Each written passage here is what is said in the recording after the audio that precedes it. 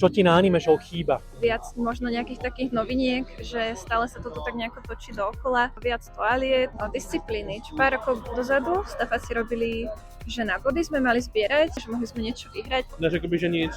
Viac kvízov.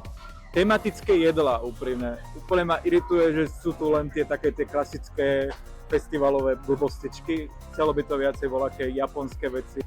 Já bych to chtěla víc zajímavého jídla. Prostě já nevím, třeba tacos, kdyby tady byly. No prostě jakože fakt jako snacky, bubble tea. Velká variace jídla. Viacej priestoru pre fotografov, takých, že viacej väčších fotokútikov, kde je kľud a vzduch. Nejaký taký, že profesori, alebo tak niekto reálne, kto sa o to viac zaujíma ako nejaký taký casual hobby ľudia. Just Dance. Niečo, čo tu robí. Keď už to je človek tak dlho a chodí sem každý ročník, tak už to fakt nie je čo robiť. Ľudia nad 18. Ľudia nad 18.